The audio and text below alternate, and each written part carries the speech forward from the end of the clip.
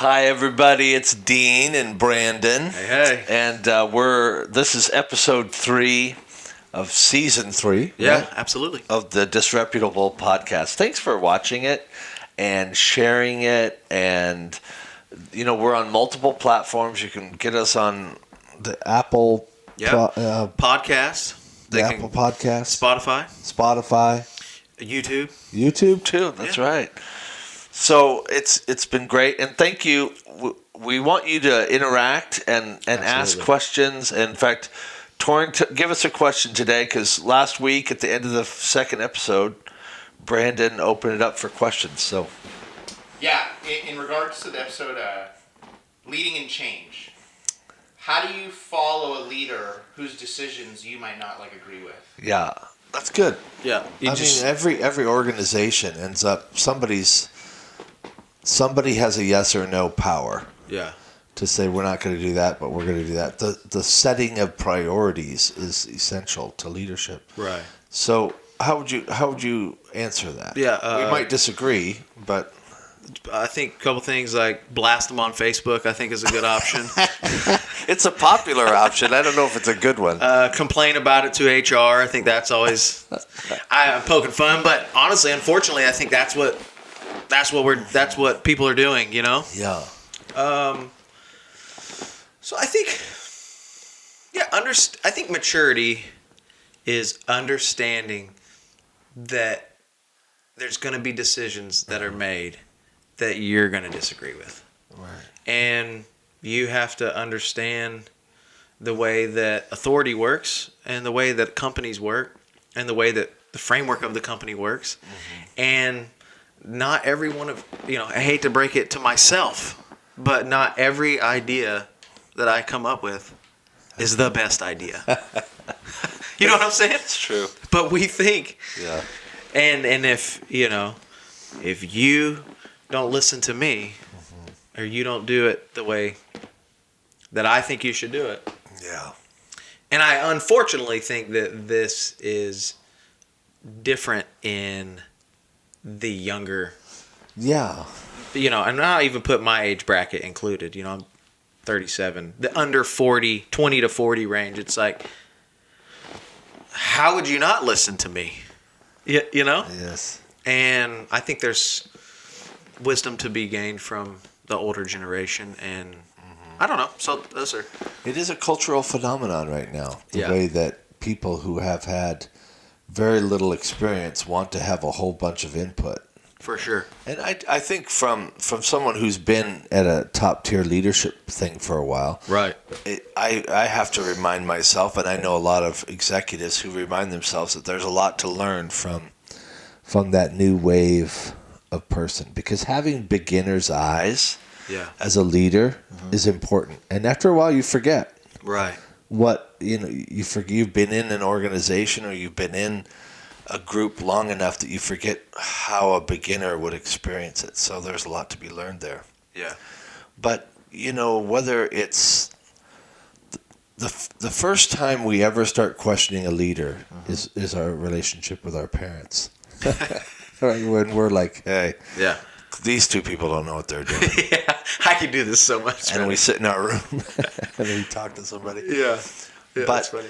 I think it's helpful to remind oneself that it's quite possible the person ahead of you, let's call it ahead of you, has more information than you have. Yeah. So to me, if the question, when they ask that question, I say, I guess my first response is, if you're really super uncomfortable with the direction or something, ask more questions. Because they may not be sharing, I know there are lots of times that I make a decision based on one or two things, sometimes private things. Right. That I can't share with every layer of the organization. Right. But I say, I can't because of that, I'm going to wait on that, or because of this, I'm going to wait on it. And I can't articulate it to every employee. I just have to make a decision. Yeah. I think that question is really helpful in people understanding kind of the topic that we're going to discuss today. Yeah, tell us about our topic. So it's called commitment issues. And it's interesting, not to talk about it, because you think to yourselves, there's a handful of people that have the hardest time staying committed. Is it a handful of people? A handful of people in my world, you know? Well, it could be a bunch of people. Probably is a lot more people, but you just, I don't know. To my annoyance, if I can just be honest on this podcast, is like the amount of people that don't understand what it takes just to stay at it, just to keep going, just and you break it down in categories, in friends, in marriage, in work, in anything that you set out to do something great. Yeah. It's almost as if we go into it with a mindset that we know it's not going to be easy, but we fool ourselves into thinking that it's going to be easy. So then, therefore, when something hard comes up, we just bail. We quit. Yeah, it's an epidemic. And, you know, if you go back to even when you're a kid, I mean, I've had to coach my son. He's 5, you know, and things get a little tough and he doesn't want to do it anymore. And from the very beginning of his life, we started saying the words, hey, we're not going to use the word I can't. We're just going to use the word it's difficult.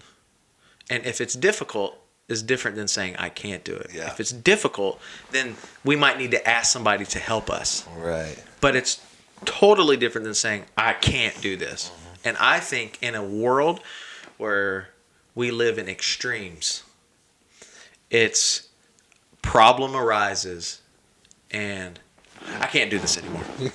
I can't take it. It's so true. I can't do it. It's just too much. And yeah, I find it ironic. Okay, this is me again, and I don't think when we answered that question, we said this younger generation is probably extra guilty of question. But what I'm about to say, I think, is true of every generation, and it's probably worse with the older generation. Okay. We just see it, we notice it in people that are unlike us. We're picking on everybody. We're picking on everybody. I'm kicking everybody. But I think it's funny that on social media, the notion of grinding. Oh, I'm on my grind. Yeah, I've never known a people that have grinding harder. Less. Think they're grinding harder. It's almost like the more we talk about grinding, the less we actually grind. Yeah. It's like, for sure. Oh, grind. I'm on that. When I see that, I think to myself, this guy's about to quit. Because we really have lost the notion of what it means to make a commitment and then take the stopwatch off. You've heard me say it 400 times. Yeah. Like when you get married, there's no stopwatch over your head saying it's got to be perfect in 6 years or I'm out. Right. That's not how you build a great organization. It's not how you build a great family. It's right.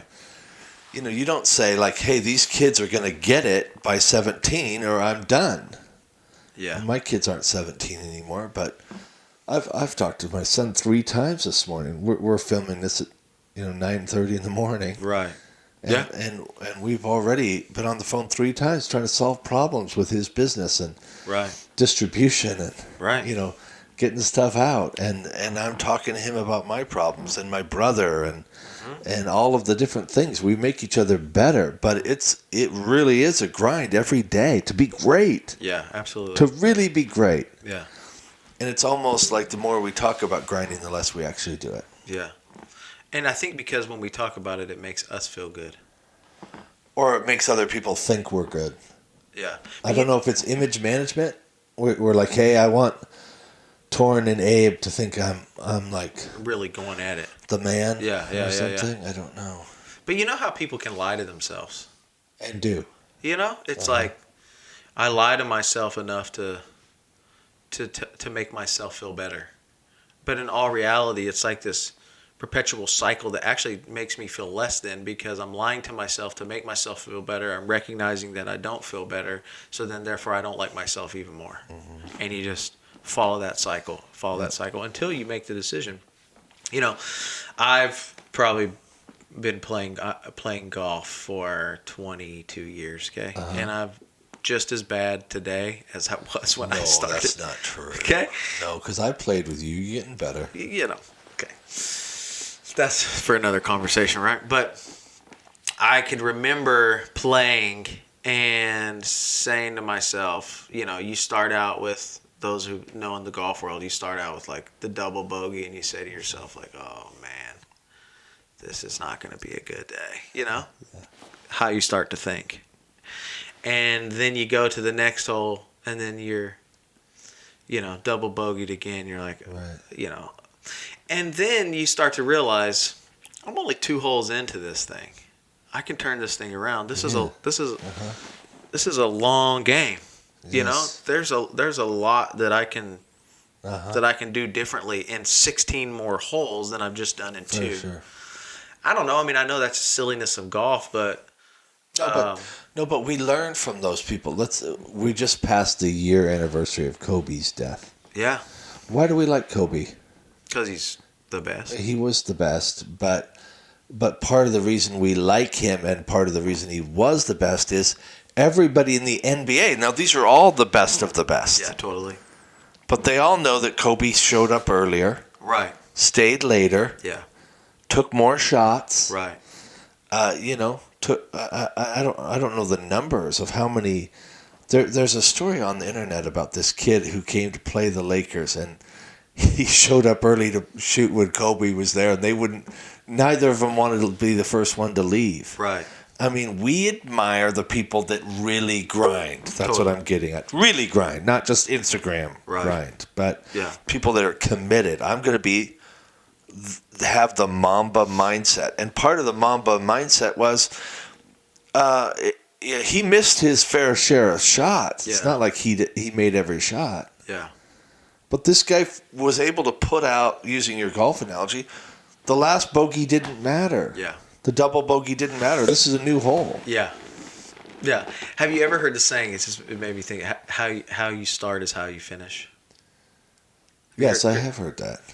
You believe it? Well, it's funny because I think I've even told myself that. Hey, we're gonna start strong, so we end strong. I mean, I do believe how you start is you can end well, but I also, and in this conversation, say to myself like, no, how you start is not how you finish. Right. How you finish is how you finish. Uh-huh. You know what I mean? Like, That's right. No, it's true. I mean, if we all finished the way we started, then none of us would be Improving. Yeah, We wouldn't be getting better. The great motivator. There was a guy named Zig Ziglar. He's in heaven now. Yeah. But he used to say, if something is worth doing, it's worth doing poorly until you can do it well. Yeah, that's good. Right? Like if it's really worth doing. Right. If being a father is worth doing, then starting out as not the best father is okay. Right. Because just being a dad is worth it. And hopefully you get better and you learn and you get feedback and you think, oh, man, I can't keep doing that. Yeah. I know, like on the faith component, forgive me for always bringing in the faith thing. I know this isn't distinctively a religious broadcast, but on the faith thing, if being in relationship with your Creator matters, it's okay that when you start, you don't know everything. Right. You don't know every Bible verse. You don't have perfect attendance. You're not ready to be nominated for Pope. Mm-hmm. But you just, hey, this is worth doing. It's a lifetime thing. Mm-hmm. I feel like I'm just beginning to know Jesus, and I've been a pastor for over 30 years. Right. So what does it take then, man, to gain the muscle to stay committed? Well, I think you said the first one was thinking. Okay. Right? Yeah. Good thinking creates good behavior. Good behavior creates good habits. Yeah. All habits is behaviors that we have solidified. The concrete has dried a little. Yeah. Yeah. And it's like, we do them long enough until they become unconscious. Years ago I read that there's a process. And the first one is where we are unconsciously incompetent. We're bad at something, and we don't even know we're bad. Right. Right? Yeah. The step out of that is where now we're consciously incompetent. Mm-hmm. Before I didn't know I was bad. Right. Now I'm bad, but I know it. Sure. The third step is where now I'm consciously competent. Where my awareness has made me good at being a husband, at being a father, at being a follower of Jesus, at being a marketer, at designing clothes. The last step is where I'm unconsciously competent. I'm good, and I don't even have to think about it anymore. Right. Because I've made those habits, and they're strong. Yeah. Yeah, I was having a conversation with Shepard this morning. For those of you that don't know, my son is 5, and man, there's so many little things. I mean, I'm sure you know this. Your kids are grown now, but the little things that your children can teach you is pretty amazing. And certain mornings, certain days are a little bit better than others when it comes to waking up. And so he woke up this morning. He's a little unhappy. We were talking, and he's putting his clothes on, and I hear him talking like in his room.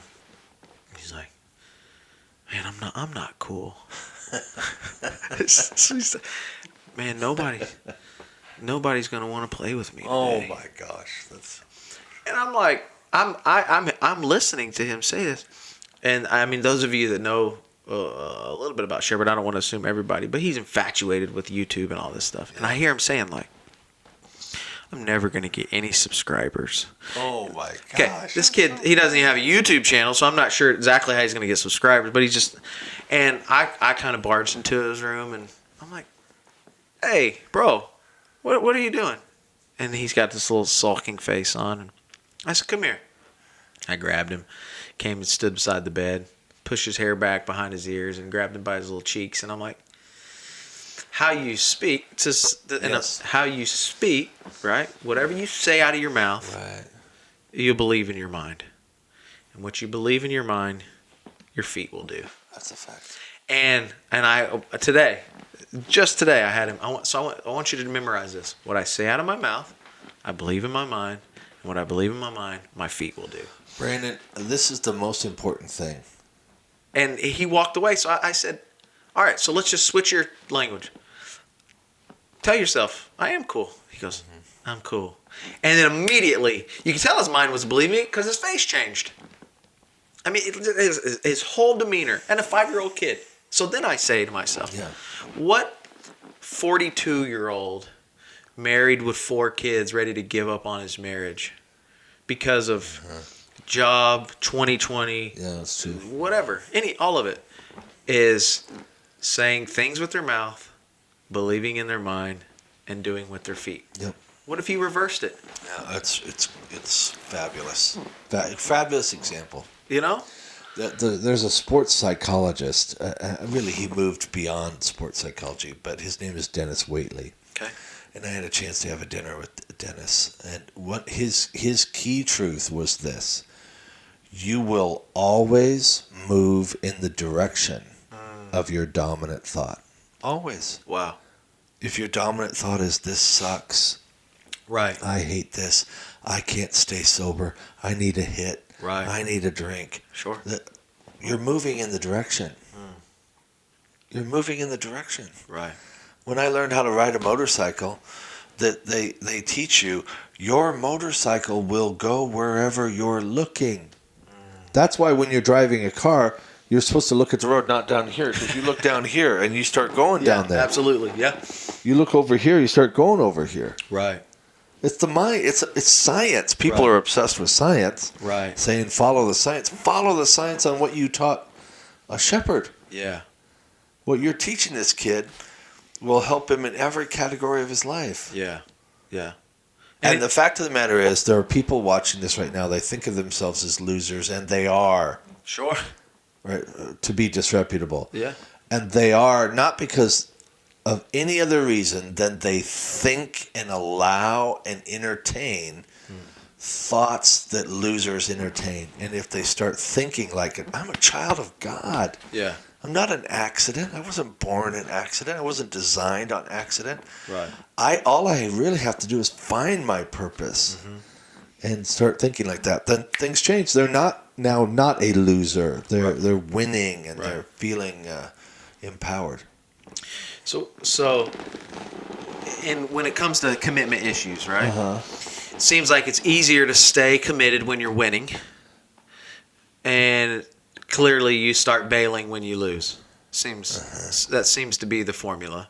Nobody wants to quit when they're winning, Right. and nobody wants to, nobody wants to stay in when they're losing. Right. So, I just keep thinking of Tom Brady when I say that, because he got asked at the beginning of the season. I don't know the stats exactly. Some of you could correct me on that, but I think they lost their first 2 games, if I'm not mistaken. Now we know he just won the Super Bowl. And the guy, and the media, man, they're trying to turn it in every direction.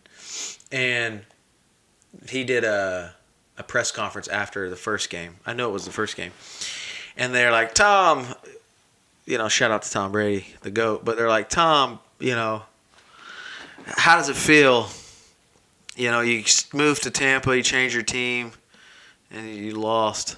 And he literally looked at the meeting and he was like, I've lost a lot, but I've won a lot more. Yeah. He's like, this is one loss. Yeah. This is, in a full season, this is one loss. And he was like, I've won way more than I've lost. And that mindset to me it's huge. was like, okay, so how do you get to that space that even when you're losing, you still find ways to win? Yeah, I love that. Okay. But I think a lot of people don't quit because they're losing. They quit because they got tackled. All right. Right? Sure. To keep the metaphor, football metaphor. Absolutely. And what I would say is, this is like, losing is something you assess at the end of the game. Right. Right. And a marriage, by definition, doesn't have an end of the game. Yeah. There's a start with no end. You guys have had a terrible quarter. Yeah. Yeah, good. You got tackled a bunch.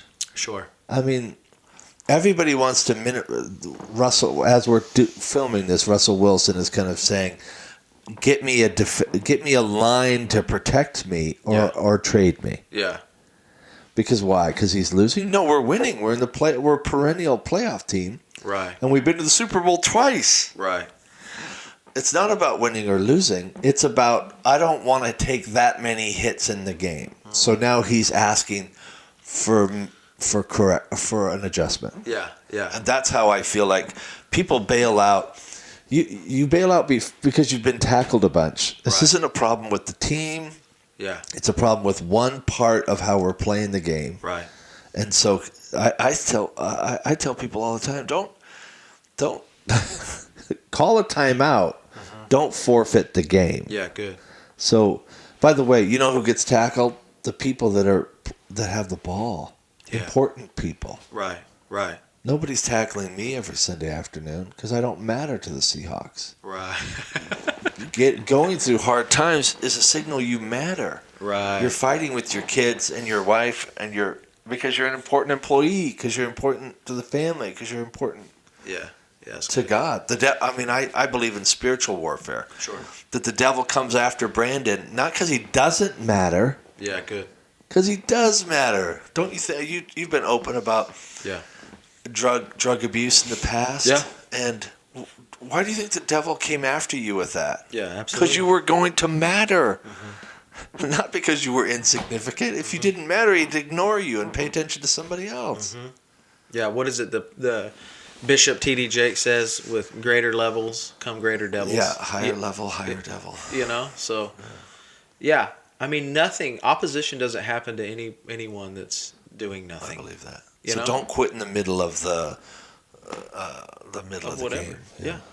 So, I mean, really, these topics that we're discussing have been some topics that people have typed in, wanted us to talk more about. We're happy to continue to do that. Happy to answer more questions. But, man, if you're in the middle of going through hell, keep going. Keep going.